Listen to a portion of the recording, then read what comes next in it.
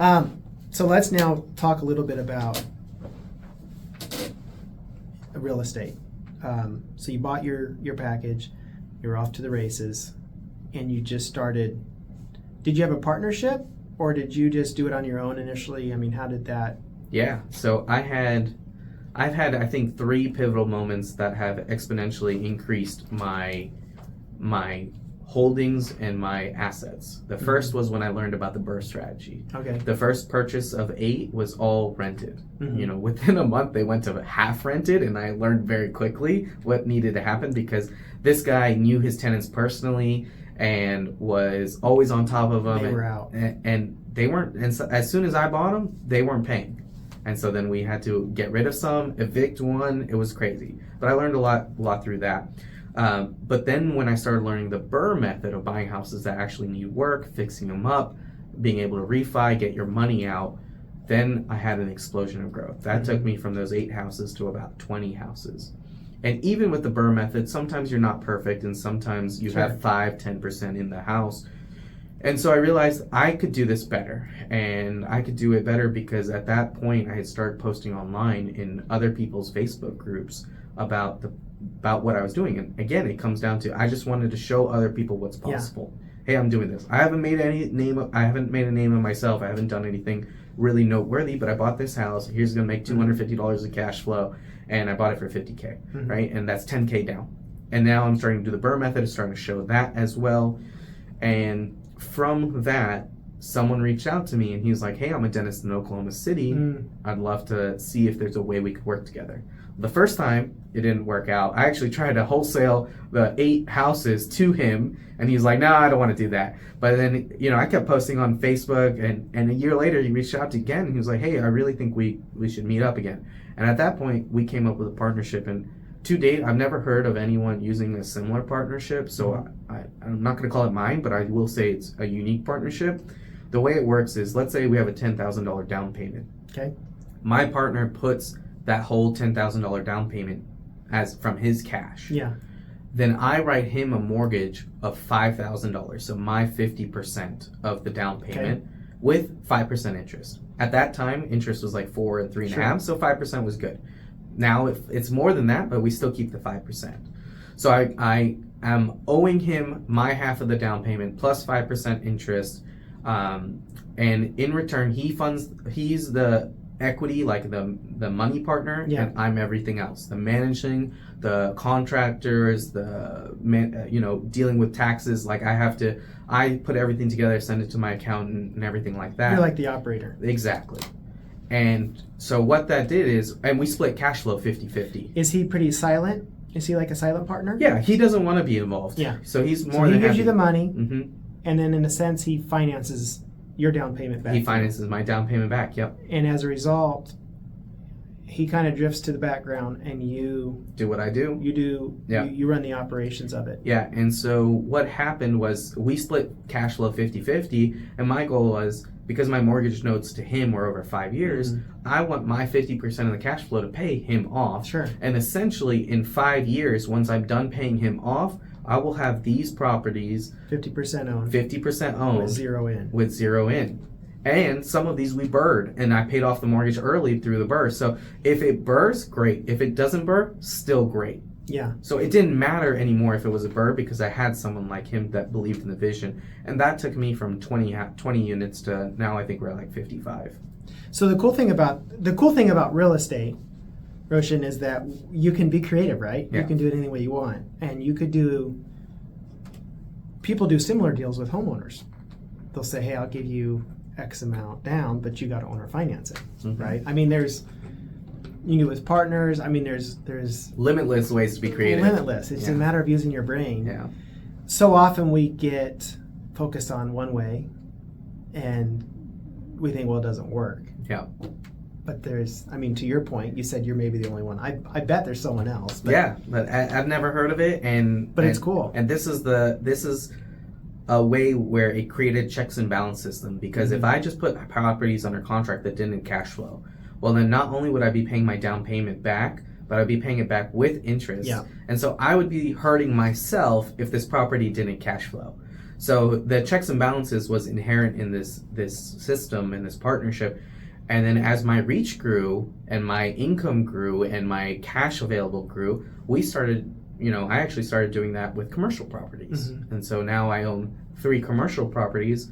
The last one, the only difference in that partnership is I changed it from a 5-year to a 10-year payback. Mm-hmm. And that's how I'm doing them now, is 10-year paybacks. And eventually, the amount of work and knowledge I know about commercial will be worth them just putting in the money, and I'll be worth the equity just because of what I bring to the table. I'm sure you've heard of Ken McElroy. Yeah. Mm-hmm. He did property management. He's huge. He's huge now. Yeah. But that's how he started. He would say, hey, I'm doing property management. And he would come to investors and say, hey, here's a really good deal. You guys can buy in, but I get 10%. Yep. And then I think his property management team that company probably paid his property management team to do it. But essentially he was bringing the deal, making sure the operations went through. Mm-hmm. And then he just held, I'm pretty sure that's how he talks about, is it the ABCs of real estate investing he has? I think that is, yeah. Mm-hmm. And that's how he did it. And it's cool. Like, and it was really cool for him because he's in the weeds. He knows about these distressed apartments, and he could buy them at a discount. Mm-hmm. So he was helping his investors out. But it was a beautiful team. So. Yeah. Every partnership needs 3 things: time, expertise, and money. So if I could bring time and expertise and someone could bring money, or if I could bring time and someone brought money and expertise, whatever the case is, as long as a partnership has those 3 things, it can work, at least on paper. Then, of course, the personalities need to match. And, anytime you get into a partnership, it's like marrying someone. Mm-hmm.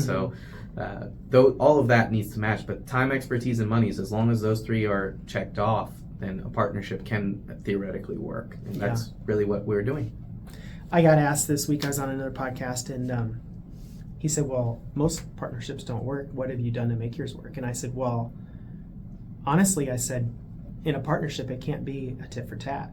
It has to be like a marriage in the sense of, this is my role, this is what I'm going to do.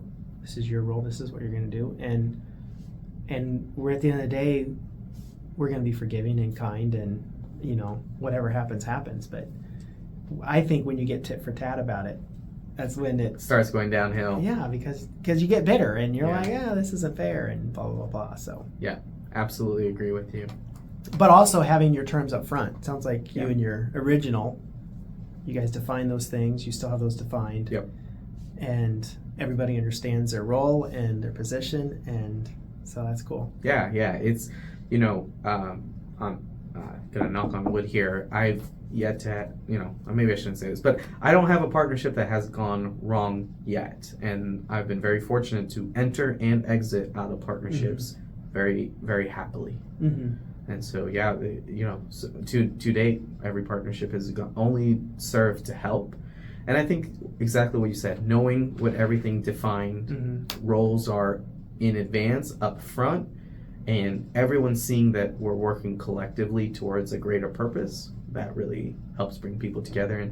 And just, you need people to see and believe in the vision. Yeah, for sure. You need people to buy in. And if they don't buy in, then it's not worth partnering with them. They're going to ask 1,000 questions and waste your time. Yeah. So you started dabbling in commercial. Yep. You still do a little residential? Yeah, I still flip houses. I can't find a rental that cash flows to my metrics by any means. I find very, very few of those. So I started a wholesaling company recently and been doing flips with that. And that's just... Did you start that? I'm curious. Did you start that to fund your deals? Or was it to actually have a business of wholesaling? There was a couple of reasons. One was I couldn't find single families to cash flow, and I figured if I'm not getting them direct to seller, I will never find them that will cash flow. And my cash flow metrics are, I found out, more stringent than most people's. Mm-hmm. And so I wanted to have more access to quality deals. And the second was I was able to retire my wife about 2 or 3 years ago. And since she's not had a 9-to-5, she's kind of felt like purposeless. And so this was a great way to bring her in some way that she would be happy and I would be happy. She works the admin and transaction coordinator roles as well as the marketing role for our business. And so giving her something to do, it has been hugely helpful for her mental health, as well as, her feeling Sure. like accomplished at the end of the day, which was lacking when she had nothing to do. Yeah. No, God created us to Be serve productive, and work yeah. and do things. It's not. Yeah. We all want to sit around and do our own thing, but it's not how God designed us at all. Yeah. And so the money from the wholesaling is an additional benefit, but was never really the main purpose. It was just more deals. Mostly to find the asset that cash flows. Yeah, find the asset that cash flows, and also help my wife out with something that she could wake up and have ownership over. Mm-hmm. That's cool. Wholesaling, and I know, you guys are doing a little bit of syndications with some bigger commercial things with RV parks and daycares and all kinds of bigger things. Let's talk syndications a little bit. Yeah. How's that work on your end? Is it a similar you hold equity position for bringing the deal, finding the deal, managing the deal? Is it similar? Yeah, so it's totally different than the partnerships that I've just talked about. Those partnerships are ones that I own and have equity in myself. This, when I have a partner named Nathan Ho, he's a dentist out of Dallas. Him and I run the biggest Facebook group for real estate for dentists in I guess the country, or maybe even the world. It has 12,000 dentists in it. Wow. And from that group, we started realizing that some dentists don't want to spend the time to become operators or learn how to become operators. They simply want an option for putting their money to work. And they want to do some vetting, but they want someone else to do vetting as well. And so that's really where we come into play. Nathan and I, what we do is we partner up with a couple different syndicators, one for multifamily apartments and developments, another for RV parks. And they present us, usually the syndicators will present us their underwriting and their deal, and then we will go through our own talks between us, as well as going through line by line item of these underwriting, these huge massive Excel sheets. I don't know if you've ever seen a multifamily underwriting, but they're like 20 tabs big, and they're very detailed, and they have extreme granular detail in them. And so we go line by line and see if this all makes sense, and we're like, all right, well, if pavement, like redoing pavement is $1,000, we're going to get some huge red flags there, like, why is pavement only $1,000 on a multifamily? It should be around like $50,000 or $80,000. Does this make sense? Okay, you're trying to bump up rents. Well, let's see the comps. Does that bumping up rents fall in line with what we believe to be accurate as well? And so we've actually been offered to raise money for about 6 or 7 deals this year. Okay. And we just agreed to our second. So it's like 1 out of 3 that we're actually agreeing to, even though these are the syndicators that we work with. And then when we get those deals, we will present them to our group, to our friends, our family, as well as dentists in the 12,000 person dentist group called Real Estate Investment for Dentists.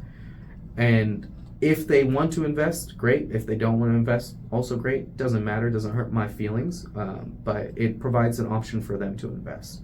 And then for doing all the vetting and all those, our compensation is on the back end is we become a co-GP. It's called general partner, and it's a small percentage, of these properties, extremely small percentage, but that's how we'll essentially get compensated for doing our work and raising the money. So you become an equity holder of the GP, of the GP, without cash down.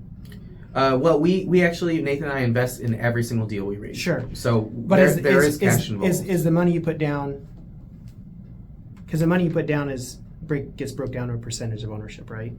Not quite, no, because the SEC doesn't allow you to get straight paid off of how much money you raise. So there can be like tier systems and things like that. You can't just raise X amount of money and get paid X divided by that much money. Like it can't be a straight percentage. That's actually illegal. Okay. So you guys put money in it, but then you also get a percentage of the GP. Mm-hmm. Are you guys finding, as you're analyzing different opportunities, are you finding anything that is cash flows better, that gets you excited? So in the syndication or on like the personal investment side? No, on the syndication. As you guys are looking Mhm. at these, would you tell me you looked at 6 deals and you? This year, and I mean throughout, we've probably yeah. looked at around 50 to 60. Yeah, probably even more than that. I mean, is there like, here's my question: is there a certain asset class that you just see it and you're just like, it's not going to work, as opposed to another where you're like, ooh, an RV park. These have been doing good. Let me check this one out. So I'll tell you which one we said we wouldn't raise money for. It was a brand new Class A development in a good city. However, it was in a Class C area. So location. Right. So the numbers in terms of rent and cost to build did kind of make sense. Rent we thought was a little high, but within plausibility. And certainly, if we get rents like what we did last couple of years and how they've raised, it's certainly but you don't doable. know. You don't know, right? But it's within plausibility. Was it on the higher side? Yes. Was it the highest? No, it wasn't the highest. And it was a brand new building, so it makes sense that it would be on the higher side. However, when they go and they try to sell this, and the assumption is you're going to sell at a certain cap rate, but then you look at the location, you're like, well, I feel like a buyer would come in here and do a tour and immediately be turned off by the fact that there's like a house with graffiti on it right opposite of this apartment complex. Yeah. And then we start to feel really uncomfortable with this idea of stamping this with our approval. Because sure, Nathan and I can get paid for raising money for any deal, but we're putting in our own money on these deals and we're invested just like our limited partners it's your are. Reputation. And then our reputation as well. So if it doesn't work out, it's going to be really tough on everyone. And so we didn't like that one. As far as cash flow in multifamily, no multifamily truly cash flows. Like when I say truly, I mean principal and interest loan payments. The way every syndicator in the country is making apartments cash flow is by interest-only payments. So they go in, they find somewhere where they can value add either new construction or remodeling or adding garages, anywhere they can value add, and generally multiple avenues. Yeah. Increase the NOI, and then because the NOI means net operating income, and because businesses are basically sold off of a multiple of cash flow, multifamily cash flow is NOI. So then you increase NOI by $1. Well, at a 5 cap, you're actually selling your building for $20 more. You increase it by $1 million, that means you're selling it by $20 million more. And so some of these are absolutely, they're $50 million apartment complexes that we raised some money for, and they're going to try to raise NOI by $500,000 to $600,000 and sell at a 5.5, 6 cap rate, and that might mean that they increase the value by $15 million, $17 million. And Roshan, this is when they're looking at a 5 to 7 year exit, right? Yeah, that due to the strategy. Traditionally, it's 5 year. Sometimes on some syndications, it'll be 7 years.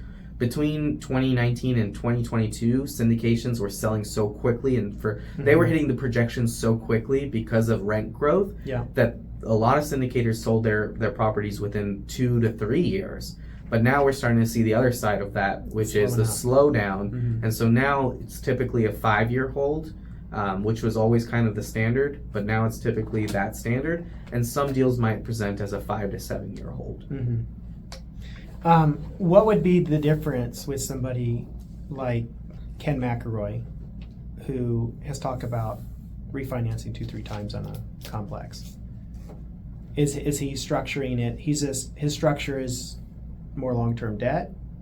I mean, how would his structure look different from that? Yeah. Is he cash flowing? If he's refinancing in today's rates, I cannot imagine that he's cash flowing on a principal and interest unless, we briefly talked about it before this podcast, maybe 40 or 50 year term. Yeah. Which, if it's a 40 or 50 year term, you're not intending to pay it off anyway. So I don't even understand why it would be a principal and interest on a 40 or 50 year term. Yeah. Because there's no actual commitment to paying this loan off. So you might as well just have it interest only at that point, in my opinion.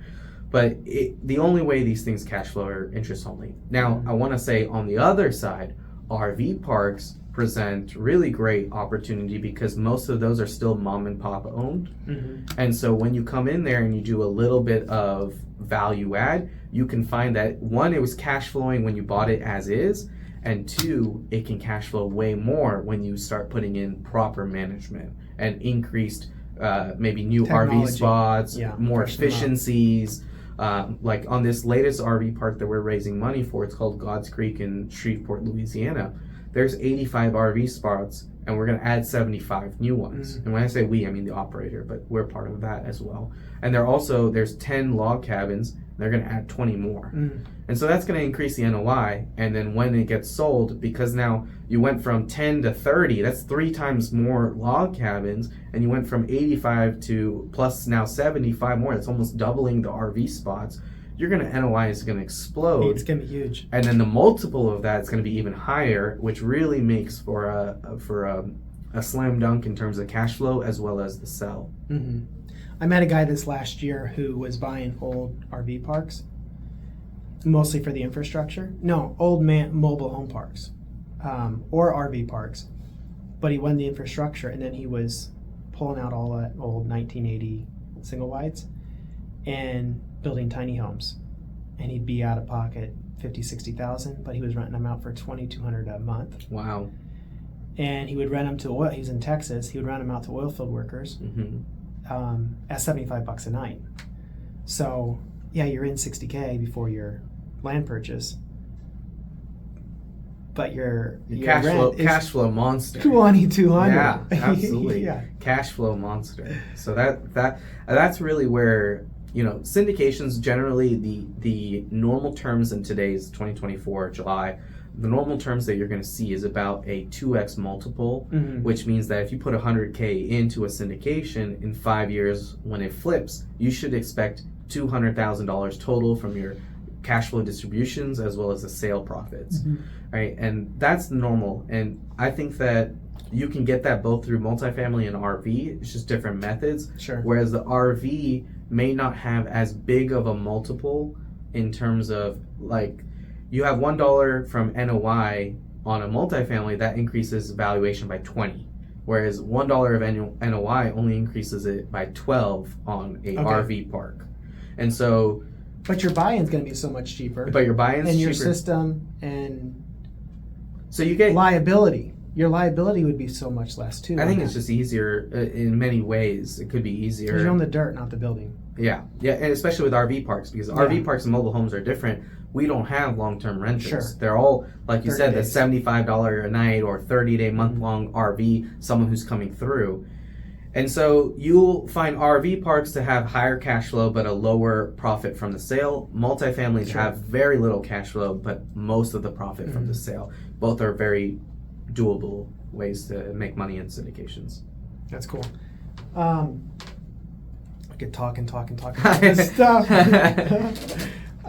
Tell me about your REI Summit, specifically for dentists, which you're putting it on. This is your third year. This is our third year, yeah. Our first, so the website's reifordentists.com, and basically it's as far as we know, and I think we know, but it's the largest conference for real estate investors that are dentists. So it's a niche conference. We get dentists, we get doctors, we get lawyers, we get engineers, but mostly dentists. And what we do is we try to have speakers that are going to bring different variety of topics. So, we have commercial real estate, we have AJ Osborne with, storage. Self-storage. So your speakers are speakers who are expert in asset classes. Yeah, and many of them, at least half of them, are generally dentists, actually. Okay. So our new development guy, he builds multifamily, like 80, 120 unit multifamily apartment complexes. He's actually a dentist. The same, last year we had a different construction, new development person, and he was a general dentist, and he also builds retail strip malls, or retail strips. Yeah. And so we try to focus on dentists that are doing the things, because there's a certain authenticity that comes from, hey, we've all gone through the same dental school hell together. We understand. We've all been bitten. We've all been bitten by our customers. Yeah. It's occupational hazard being bitten. That's what I used to tell my patients that would bite me. Like, oh no, it's okay. It's occupational hazard. But we've all been through it, and we understand both the income potential as well as the lifestyle of a dentist, and so that comes off a lot better. But certain things like asset protection. There's no dentist that really will be an expert in asset protection. So we bring in an expert in asset protection, a lawyer, to come and talk about that. We've been blown away by the results. Our first year, 2 years ago or 3 years ago, we were going to be happy if 100 seats were bought, and then we were like we could break even, and we had 280 people show up. So, and then the second year we had 350 people show up, and what we like to see is the returning tickets. So on the day of the conference, and only on the day of the conference, we'll give out a QR code that will allow you to buy a discounted ticket if you'd like to come back. For next year. Yeah, and the first year it was like 60 people, and the second year was almost 100 people that bought their tickets. So, and it seems to be the same people that are doing it and additional people. So that to us means that's like a huge KPI for us, because that means that we're doing the right thing. We're bringing the right people. People are seeing the value of, these are not cheap tickets. They're $1,000 a piece. So people are seeing the value of paying $1,000, not just once, but every year. It's like the best compliment you give a cook is to go back for seconds. Yeah, exactly. Roshan, tell me about your travels. Because, I mean, you're doing all this stuff, you're making money, you're successful, you're buying assets, but it's really shaped around your travels. So talk to us a little bit about that. Yeah, so the way I live my life is, or at least I have lived my life, is I book my flights and then I figure out the rest of my schedule around that. So my wife and I, we take probably around 20 to 24 trips a year. So once or twice a month, and we do it all on points. We actually refuse to pay for a flight. That's basically our no-no. We will always use points instead, almost always use points instead. And so we travel hack, and we get credit cards, we use rehabs, we go to Home Depot, or I saw you had a Lowe's call earlier. We use our credit cards to get points, we use those points and actively do it on travel. And the way we kind of book it is when we see a flight deal, so we subscribe to a couple different companies like Thrifty, Traveler Premium, and Going, and they send us flight deals from Oklahoma City or for Dallas. And we don't know where those flight deals are going to be. They could be Seattle, they could be Greece. And so what we'll do is, if we like the dates that the flight deal is for, we like the departure, then we'll book it. We don't know where we're going to go next year. We don't say, hey, I want to go here. We just say, we'll go where the flight deals are, and then that combined with the points allows us. And then once you find the destination, then you research it and say. Yeah, we usually book the flights first and then figure out what to do there later, especially if we've never been there before. We want to see everything. Lately, though, we're family planning, and so that is, if Michelle gets pregnant soon, hopefully she does, that will kind of stifle our travel for a little bit. So we've been a little bit slower lately, but we're still taking, I think, like 15 trips a year. Where's been your favorite place? Oh, that's such an open-ended question. It's like asking a real estate investor, what's your favorite house, right? Well, I like this house for location, but I like this house for cash flow. So I'll answer Most memorable. Can you do that? Couple different ones. I have to give you a couple different. Okay. So Singapore, I loved it. It gives you a big city vibe, but it is fixing all the problems that I view as big cities to have. It's not like New York is kind of dirty and smelly and lots of traffic and unsafe and things like that. Singapore's fixed that. It's clean. It's affordable. The public transport and Ubers are super cheap. There's a lot to do. It's one of the safest cities in the world. I mean, I love that place. Love it. And the food is amazing. So that's like, I would actually move there. But Michelle doesn't like it as much as I do. Then Maldives is the ultimate luxury travel place. Really? Yeah. If you want to go and you want to look to your east and you see a postcard, and then look to your west and you see a postcard, look to your north, you see a postcard, look to your south, you see, no matter which way you're looking, it's beautiful. It looks like a postcard. You could take a picture and put it up on your wall. Maldives is very, very beautiful, but not much to do apart from water stuff, because each resort is its own island, which also means that you have to go to a good resort because you don't want to get to a bad island. Are there bad ones? I wouldn't say bad ones, but maybe not as good. Sure. maybe more crowded. Like the ones we go, they curate the beaches to make them look pristine. Like they literally look like the beach from your dreams, the beach from the movie. They look better than the beaches from the movies. Like it's insane how beautiful it is. We went to the Conrad Hilton one, and it was just absolutely breathtaking in every possible way. So that's ultimate luxury relaxation. And then Barcelona, I feel like, gives you the best of all the worlds. It has a good vibe. It has that beach city vibe. Not too expensive. Lots to do. I mean, great population, great food. Barcelona. That was another question. Who has the best food? Who has so many places have great food.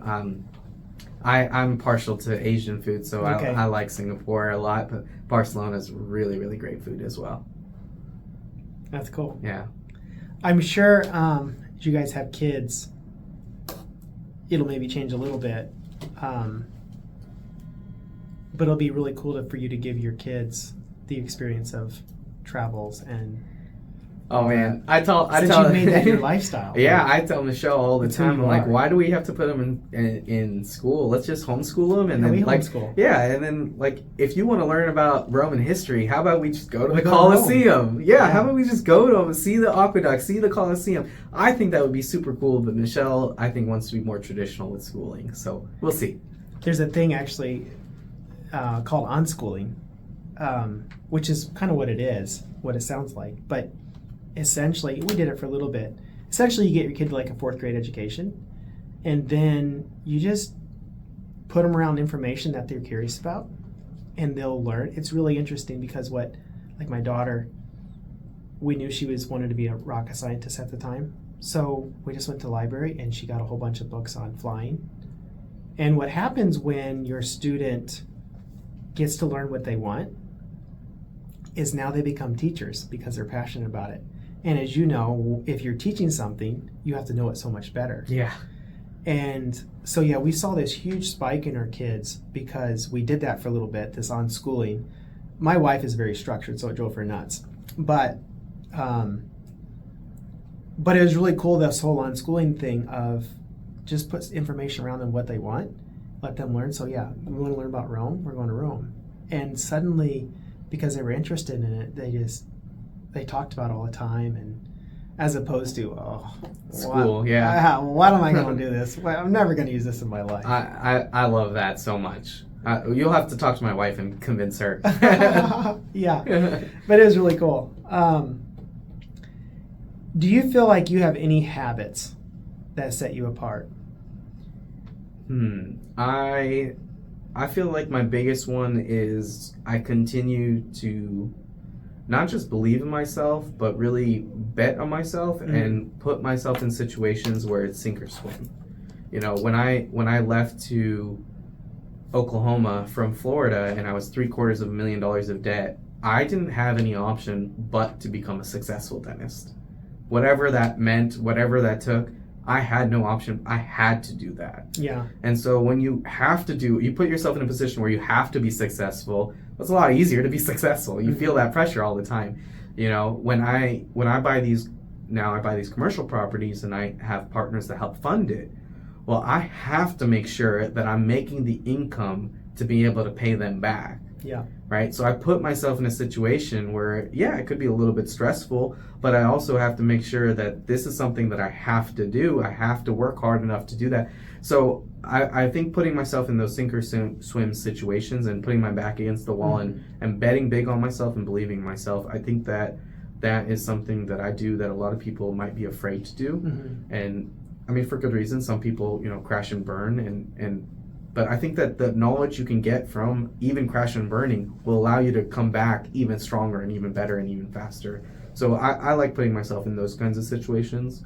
And I also feel like I think a lot about what the future will hold and what do I need to do daily to get there. Do you, I want to ask this question because I don't want people to think, do you think you're a normal guy, like anyone can do what you're doing? Or do you think that you are... If you have the cojones big enough, I feel like, I've taken a lot of risk and a lot of, jumps, leaps of faith. Can anyone do what I'm doing? I think in terms of single family houses, yes. Commercial, you start getting into a different playing field where I think that if you don't have $500,000 liquid, you can't really enter into commercial, at least not the $2 million plus commercial landscape. So if you don't have that kind of money liquid, or you don't have a job that can produce that kind of money, I don't think necessarily you would be there. I think you could get there, but I don't think you would be there unless you get to certain minimum standards that would be required. Sure. But the stuff I did on single families, 100%. I think anyone can do it if they, educate themselves and really want to do the work to do so. I think our country is the best country for financial growth, and we have so much opportunity. Long-term debt, 100%. It's never been people that consume so much and are happy about it. It's never been easier. Debt is cheap. I mean, even I know we whine about the rates, but it's still cheap. Yeah, historically it is. Yeah, absolutely. So our government wants us to own property and real estate, and so do banks. They like us as lenders, and if you can figure out a way to find deals and then fund deals, that's all it takes. Yeah. Final two questions would be, I have one more question. Have you read the book Life in Air? No, I haven't. You should read it. Okay. I feel like you're emulating it. Sounds like FIRE. People were telling me, "Oh, you're doing the FIRE path." I'm like, I don't know what that is, but I guess so. That was one of Brandon Turner's books of the year. I think 2021 or 2022. Okay, I'll have to read it. Yeah, it's really good. But talking about books, what is your all-time favorite book or podcast or something that's really influenced you and shaped you to be who you are?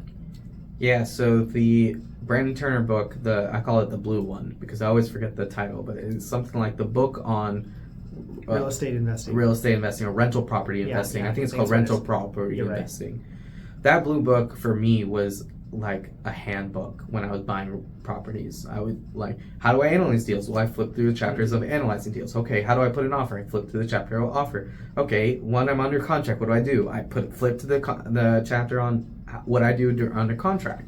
So that book really shaped my real estate investing career for the first 5 years when I was only doing single family.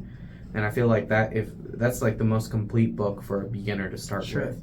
Then mindset, I love the 10X rule. And Rich Dad Poor Dad has to get the mention because, of course, that book shapes you in terms of learning what an asset and learning what a liability is.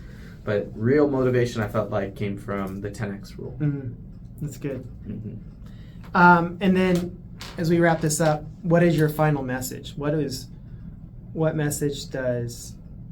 I mean, you got 24 hours to live. What do you want people to know about Roshan that is unique to you, but also is a message you want to share? Yeah, I think my goal now that I've achieved financial freedom, I've done a lot of the goals that I wanted to achieve, and now I have to set new goals and figure out what the rest of my life is going to look like now that I've exited out of dentistry. I want people to know that you can achieve financial freedom in 10 years or less. Anyone, at least in the States, can achieve financial freedom in 10 years or less. It's not going to be easy. There's going to be lots of sacrifice. When I moved from Florida to Oklahoma, I sacrificed location, I sacrificed my friends, I sacrificed my family. I literally did not know anyone except for the one person I was opening up an office with. That was the one person I knew, and he was, he's Mormon, so he had a family with 4 kids, so him and I were not like hanging out on the weekends.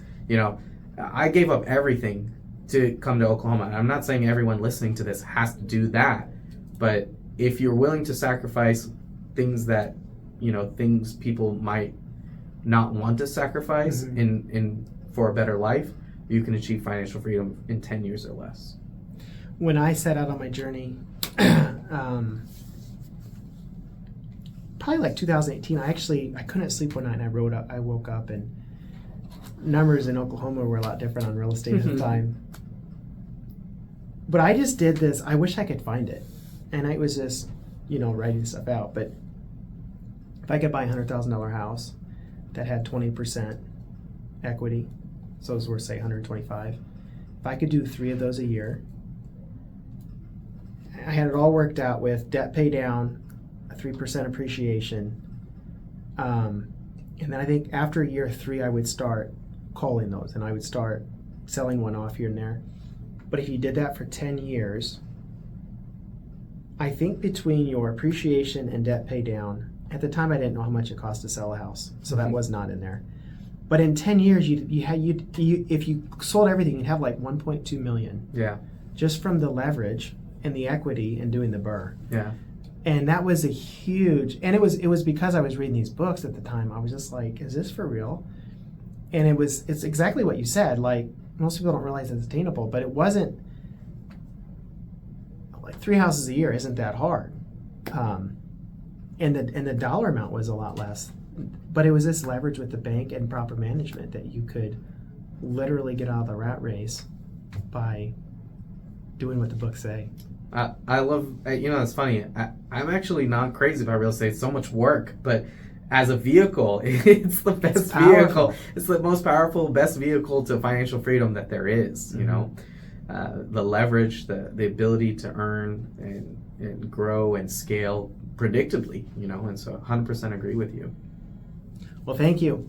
Awesome. Thank you for having me on. Yep.